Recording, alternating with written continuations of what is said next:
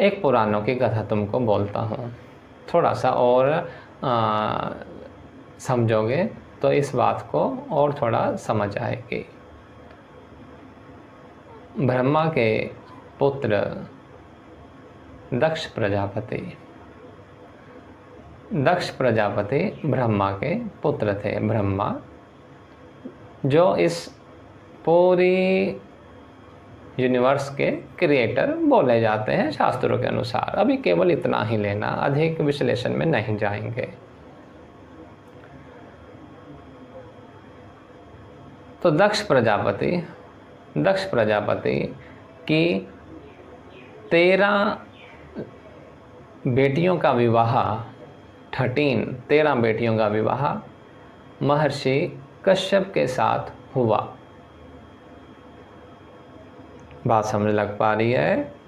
दक्ष प्रजापति की 13 बेटियां, 13 लड़कियां, उनका विवाह महर्षि कश्यप के साथ हुआ।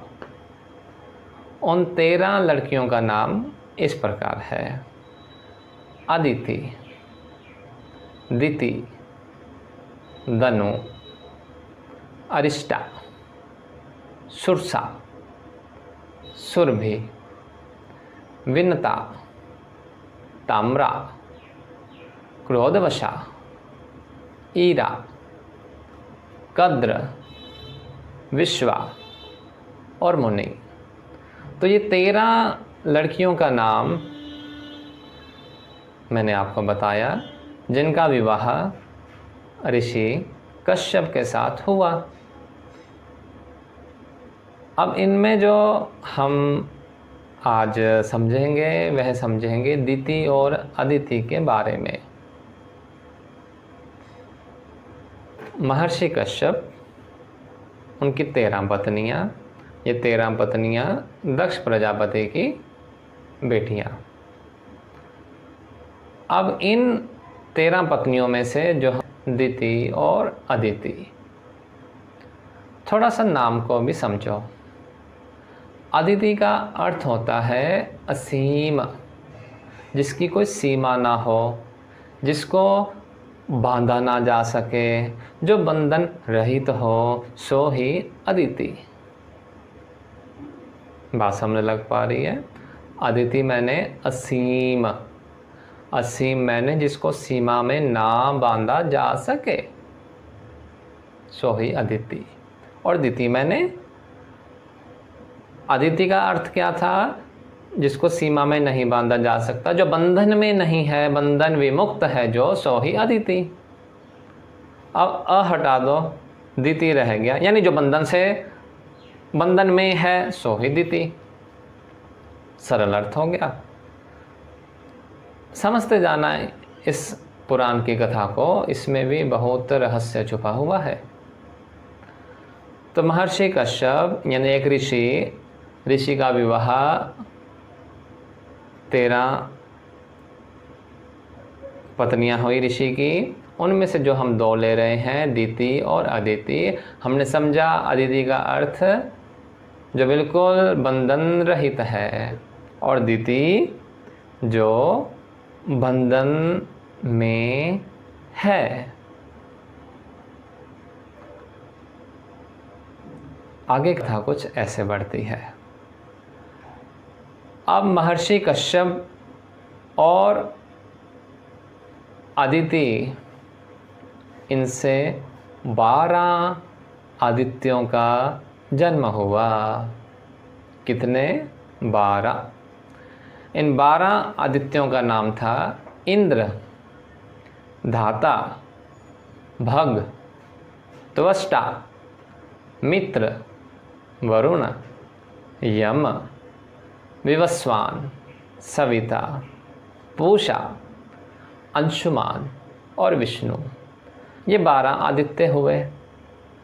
और अदिति के दैवीय गुणों के प्रभाव से ये ही देवता कहलाए। बात समझ लग पा रही है? दोबारा से एक बार रिपीट करता हूँ।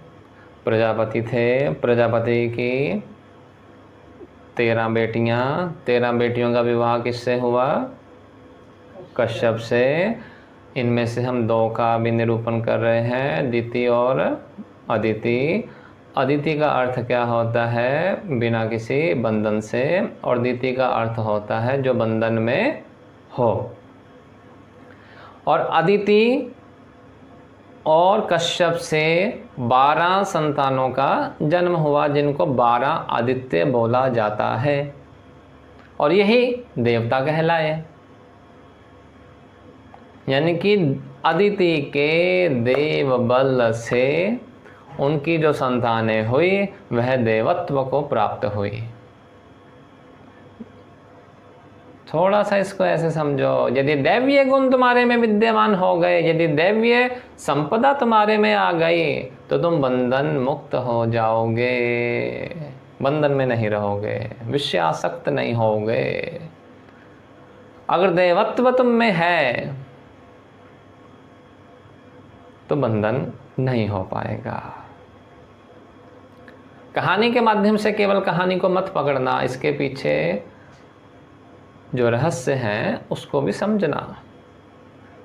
तो 12 आदित्य मैंने जो वह देवता हैं, यानी जो दैवी संपदा है, यदि तुम्हारे जीवन में प्रवेश दैवीय संपदा ने कर लिया तो निश्चित रूप से बंधन से मुक्ति तुम्हारी होगी।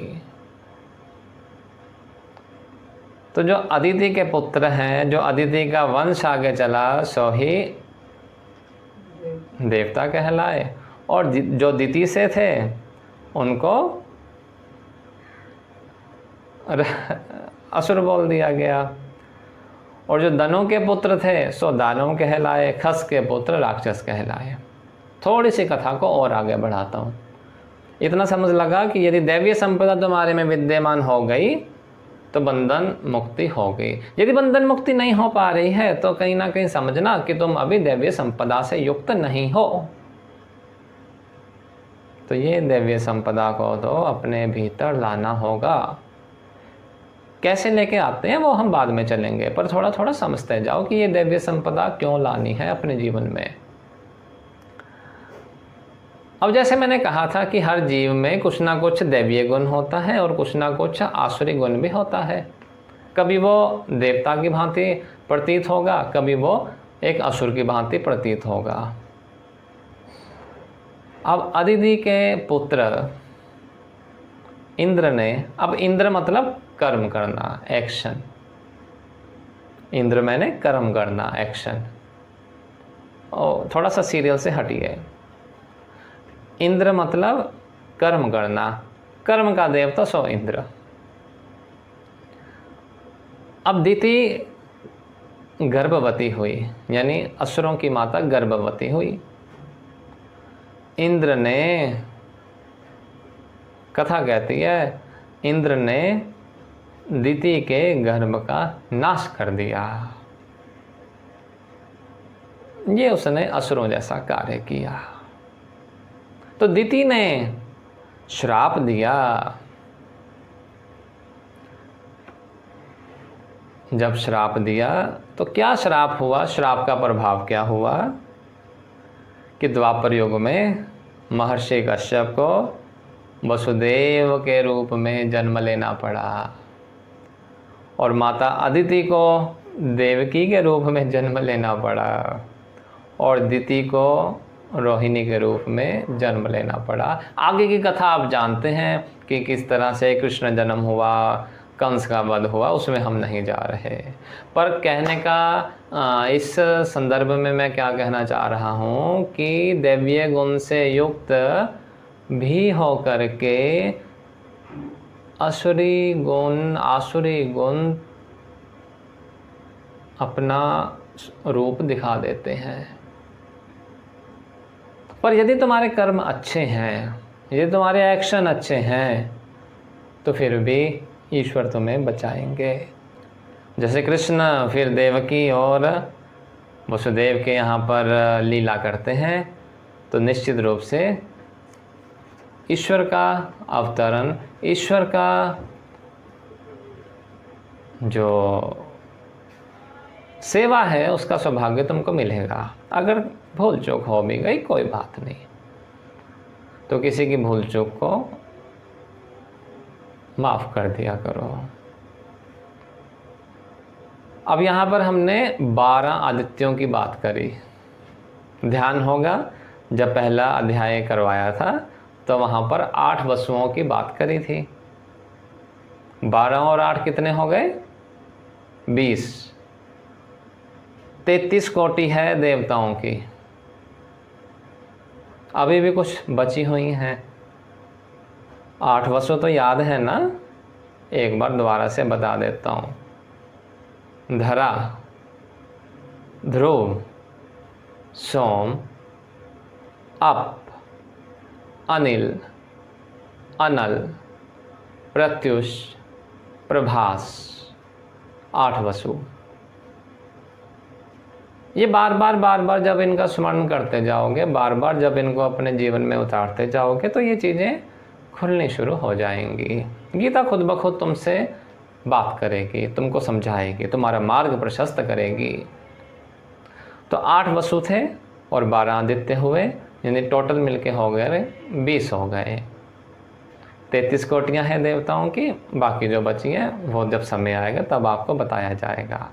यहाँ पर भी जो 12 आदित्यों की बात करी उनका विवरण मैंने नहीं दिया है, क्योंकि उसमें एक पूरी तरह से अलग विषय में हम प्रवेश कर जाएंगे जो हमारा विषय नहीं है।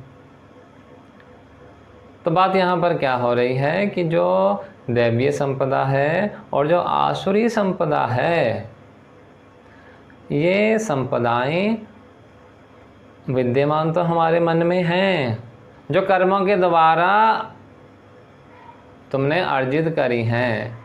पर बात यहाँ क्या हो रही है कि तुमको अपनी दैवीय संपदा को सक्रिय रखना है, अपनी दैवीय संपदा को बढ़ाना है।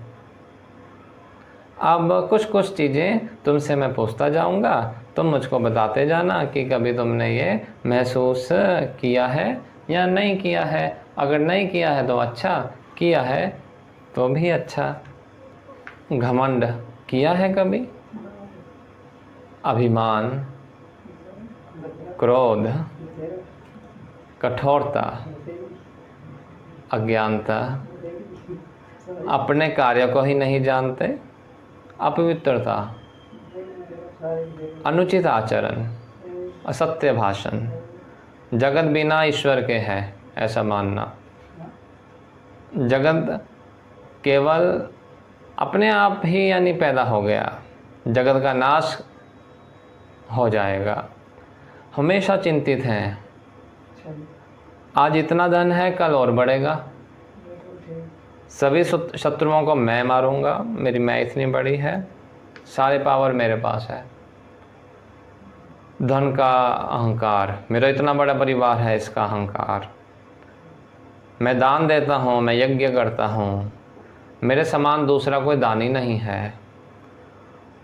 और हम तो जी शास्त्रों शास्त्रों का अपने मन में जो आता है हम उस तरह से अपनी पूजा कर्म नित्य कर्म करते हैं। अगर ऐसा है, दूसरों से द्वेष करना या दूसरों की निंदा करनी और गिरे हुए काम करना या घिनौने काम करना, अगर ये सब तुम्हारे जीवन में कभी आया है, यदि ये सब जो मैंने क्वालिटीज़ बोली अगर जीवन में आई हैं, तो मानना कि कुछ आसुरी संपदा अभी है।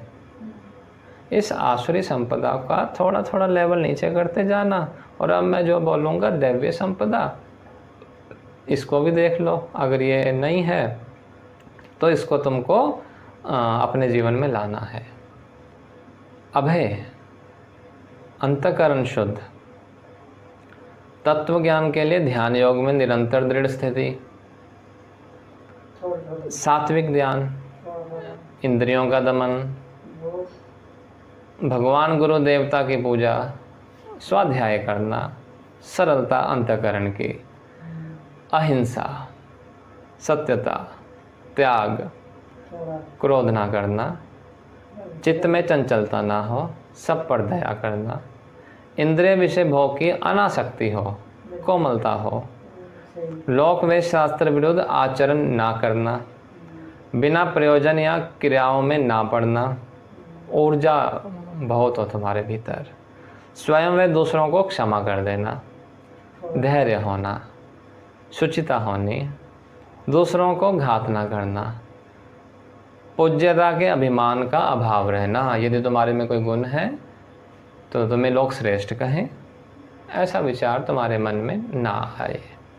अगर ये वाले गुणों की मात्रा अधिक है तो तुम दैवीय संपदा से युक्त हो, पर अगर नहीं है तो इनको पाने की कोशिश करना, क्योंकि मैंने कहा दया खुद पर भी हो और दूसरे पर भी हो। तो अपने आप को नीचे मत मान लेना, क्योंकि अगर नीचे मान लोगे तो चिंतित हो जाओगे। यदि चिंतित हो जाओगे तो तुम्हारी वो आसुरी संपदा बढ़ेगी, दैवीय संपदा नहीं बढ़ेगी।